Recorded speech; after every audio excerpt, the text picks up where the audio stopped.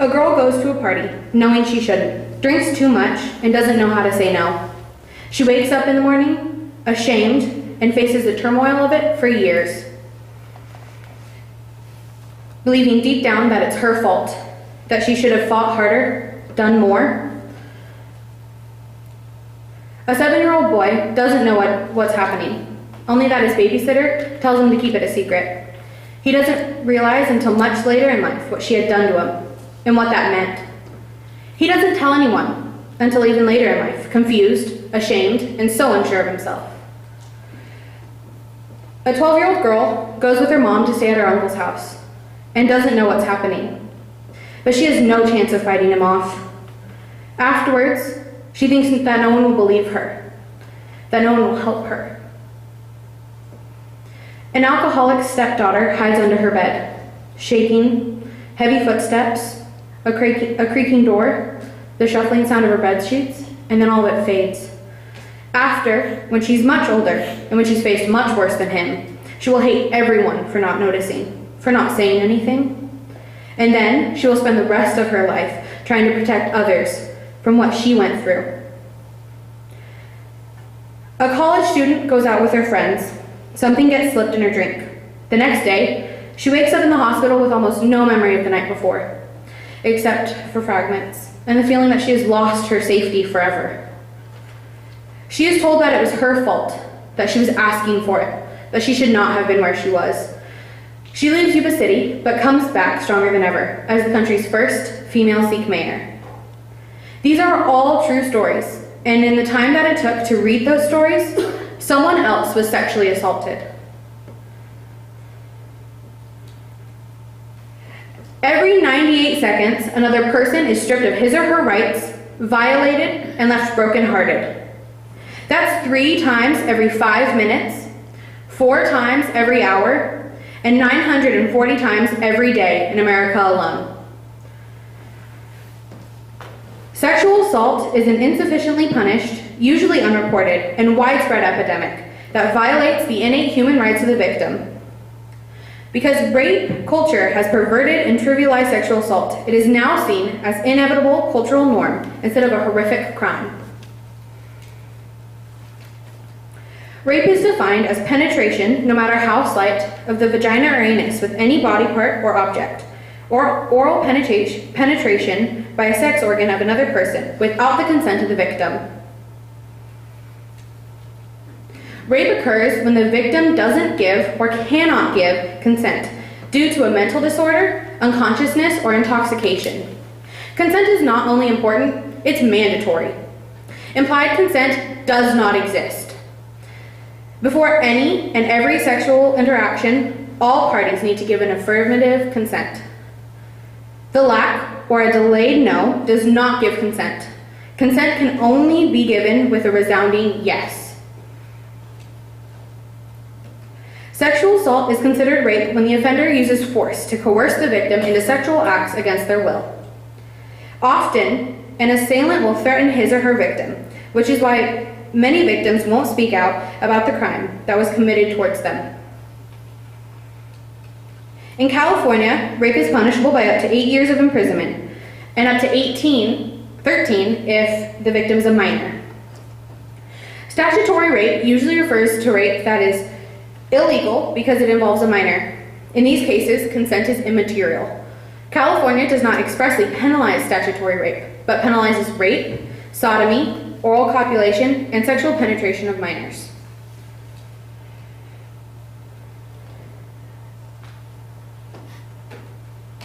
Sexual assault can cause an entire person's life to change. Most victims begin to show signs of post-traumatic stress disorder within the first 2 weeks of their assault, and then many continue to suffer that PTSD for anywhere from 9 months to their whole lives. PTSD can manifest itself in ways such as anxiety, depression, mental disorders, flashbacks, and disassociation, as well as many other symptoms.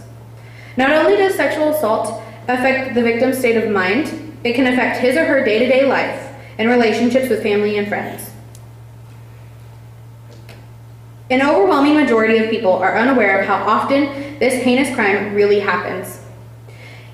Even though sexual violence rates have fallen by more than half since 1993 today, over 480 people are sexually assaulted each year in the United States alone, including 80,000 inmates, 60,000 children, and nearly 19,000 members of the military.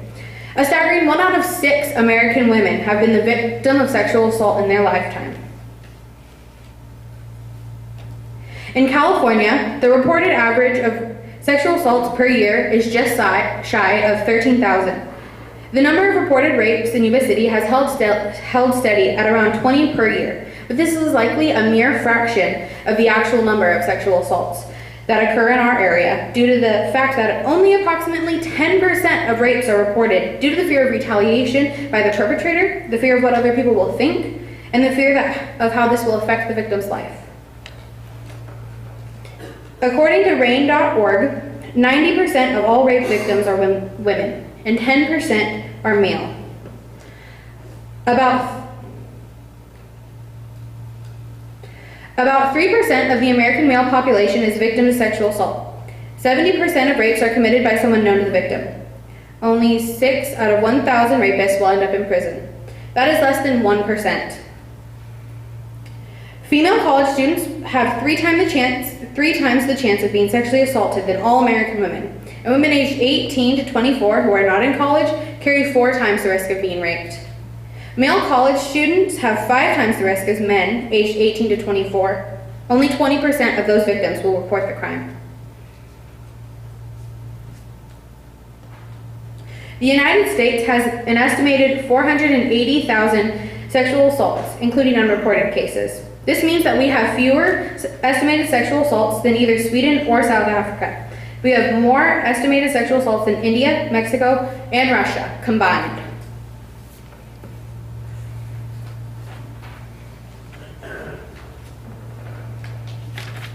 Sometimes sexual assault is considered the victim's fault and brushed off as a lesser crime than what it truly is. When an individual is sexually assaulted and someone else jokes about it or says things like, well, they were obviously asking for it, look at what they were wearing, or look at where they were and what they were doing. Rape culture is where sexual violence is normalized, and it is perpetrated by the glamorization and objectification of both male and female bodies. This ideology is promoted by victim blaming and subtle beliefs that are subliminally woven into many people's mindsets. Rape culture is easy to spot in today's society. For example, when people make jokes about sexual assault, or songs that glorify rape, or trivializing rape as something that doesn't have any consequences. Rape culture stems from a misogynistic culture, one where the only kind of sexual assault that was recognized for a long time was the rape of a woman. In the past, women have been shamed by men and other women when they have gone through sexual assault. Someone might see in the news that a college student was raped, and even if it doesn't say what gender or what circumstances, the immediate thought, and sometimes the immediate comment, is, she was asking for it. The idea that the way someone dresses, where someone goes, and what someone does are all factors in who an offender chooses to rape usually isn't true. Is a young boy raped by his babysitter because of what he is wearing? Neither is a college girl who isn't completely covered up and isn't sober enough to give affirmative consent. Rape culture creates a society that disregards the rights of the victim. Women live on what is called a rape schedule, one where they limit their behavior, where they go, what they do, and how they do it because of a crippling fear of being sexually assaulted. Girls are taught at a young age not to walk to their cars alone, not to go out alone, and not to sit in their cars by themselves in a parking lot, especially at night, and so much more, all in the name of safety. Society has begun to warn women and girls of the looming possibility of rape and sexual assault instead of normalizing the idea that no one has a right to another human being's body. Parents have to teach their children how to protect themselves because there are people in the world who weren't taught the concept of respect and the simple difference between yes and no. People generally don't regard rape with a proper amount of severity. Men, when they are sexually assaulted, are made fun of or told to suck it up. In the past, when men were raped, they didn't talk about it, and women, when they were raped, were shunned or told to keep it a secret. The media portrays rape as trivial and the victim's fault, which is both unfair and unjust. People often lie about being sexually assaulted. They keep it a secret, usually due to fear. fear of what others will think, what others will say, and what will happen to their reputation because they spoke out about a crime committed against them. Sexual assault is seen many times throughout the Old Testament. 2 Samuel 13 tells the story of Amnon and Tamar. Amnon believes he is in love with Tamar, so much so that he rapes her, after she pleads with him, asking him to make her his wife. But after he rapes her, he grows a great hate for her and forces her to leave him. Later, her brother kills Amnon. But Tamar lives alone as a desolate woman. In Genesis 34, Jacob's daughter Dinah is raped, and her brothers avenge her, saying, "Should he have treated her like a whore?" Judges 19 tells of a Levite and his wife who are traveling back to home, and on their way, they stay with an old man in his house. People come to the door, demanding to have the Levite. Instead, the Levite throws his wife out among them, and she is raped all night. In the morning, he takes her body home, cuts it into 12 pieces, and sends it to the tribes of Israel. They are all horrified, but in the end, it seems like it wasn't enough.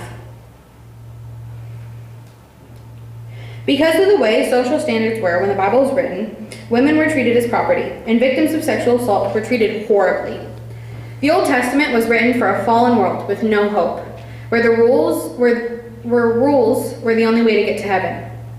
When Jesus came, he abolished the standards that people are unclean based on their past. He sat with them, forgave them, and loved them. The stories of rape portrayed in the Bible are brutal, as are the sad realities of so many victims face today. Psalms 9:9 reads, "The Lord is a refuge for the oppressed, a stronghold in times of trouble." Psalms 34:18 says, "The Lord is close to the brokenhearted and saves those who is crushed in spirit." Both of these verses talk about the Lord protecting the oppressed and loving them, which is what we should do as Christians, love and support those who are victims of sexual assault. Most Judeo-Christian denominations hold similar ideologies regarding sexual assault. The crime is a sin, and everyone should help in the prevention of it. Some churches, such as the Southern Baptist Church, have released statements about sexual assault. Their statements include plans for helping their congregations and supporting them in times of tribulations, as well as how they can provide counseling for victims.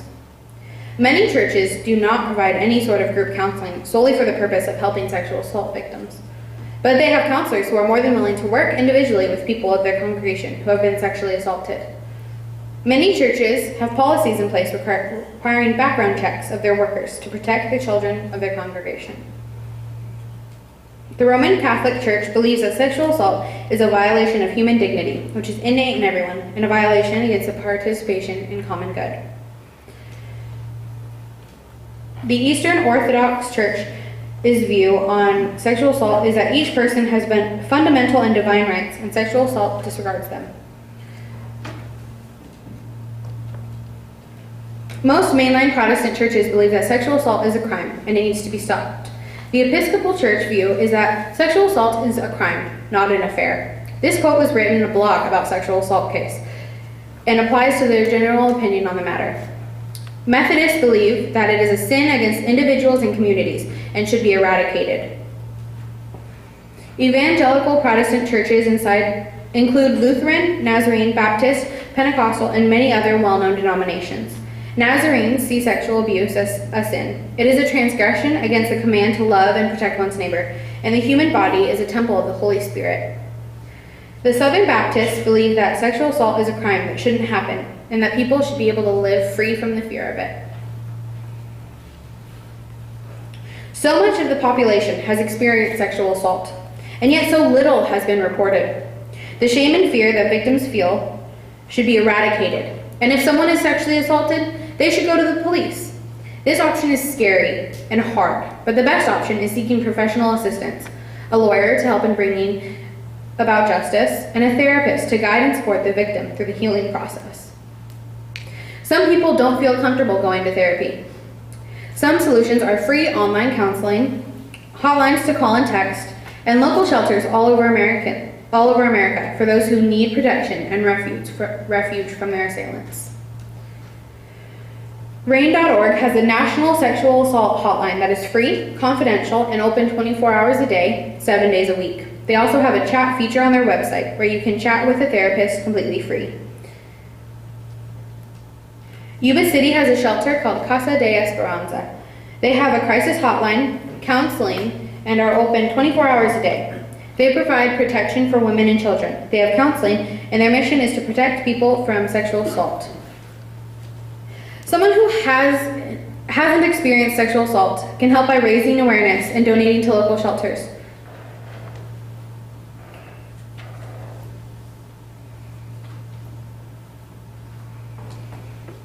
They can also protect themselves from this crime by being aware of their surroundings and reporting anything suspicious to proper authorities. Help doesn't need to come in some huge obvious act. Even stopping someone from making an inappropriate rape joke or being open and not judging someone based on their appearance and the stereotype they fall into can help reduce the prevalence of rape culture. Last month was Sexual Assault Awareness Month. Two big movements are happening in the media right now. The first one, Time's Up, swept the nation by storm, and many celebrities publicly participated in it, which made its following expand exponentially.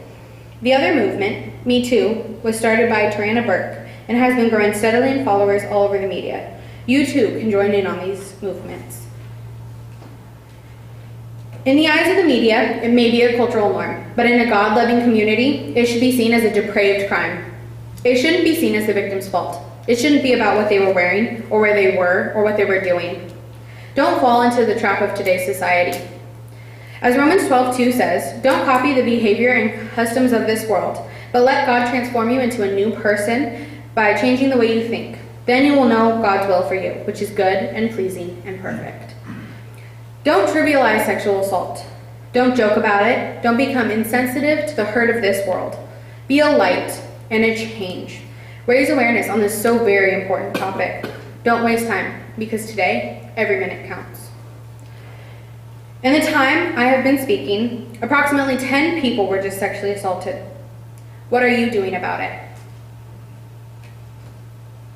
Thank you. Any questions?